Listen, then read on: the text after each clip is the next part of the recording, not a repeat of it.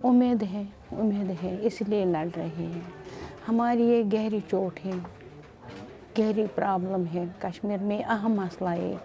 अगर उधर 1 लाख लोग मर गए, हमारे बच्चे उठाया सिक्योरिटी एजेंसी ने। अगर कानून सिविलियन के लिए, सिक्योरिटी एजेंसी के लिए कोई कानून, कल मैंने कॉन्फ्रेंस में भी बोला, अगर सबों के लिए कानून, उनके लिए कोई कानून नहीं है।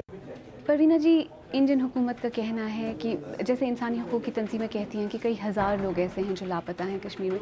इंडियन हुकूमत का कहना है कि ये तादाद बहुत कम है उसके मुकाबले में, और इनमें से अक्सर अपनी मर्ज़ी से पाकिस्तान बॉर्डर क्रॉस करके गए थे, या तो फिर वहीं रह गए या मारे गए। आप क्या कहती हैं? नहीं, वो हमारे पास वो मिसिंग लोग हैं, उनको छापे के दौरान उठाया, क्रैकडाउन के दौरान उठाया। उनकी माँ बाप को पता है मेरा बेटा किसने उठाया, किस एजेंसी ने उठाया।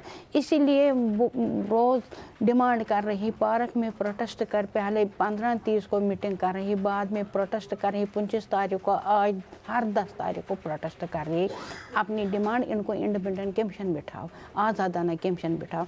अगर ये अहम प्रॉब्लम है कश्मीर में, हमारे बच्चे को पता दे दो ये कहाँ है।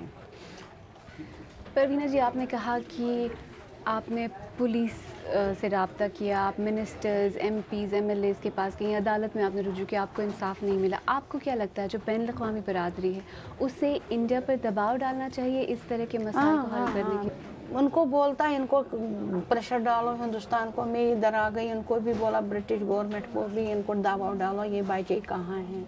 ये अगर 1 लाख लोग मारा, उनकी कब्र है, मालगुजार है। हमारे पास ना कोई कब्र है ना मालगुजार है। इसलिए हम लड़ रहे हैं। हम मर जाएगा तो मगर कभी नहीं हटेगा बापा। हमारा मकसद है, हमारी काज है, एक ही काज है, एक ही मकसद है। हमारी बच्चे कहाँ, दिखाव कहाँ है, हमारी तड़प है अपने बच्चों के लिए। अगर उठाया, कहाँ रखा। उधर कोई भी हुकूमत आ गई, हमारे लिए कुछ नहीं करता, वो अपनी फॉर्मेलिटी पूरा करता है।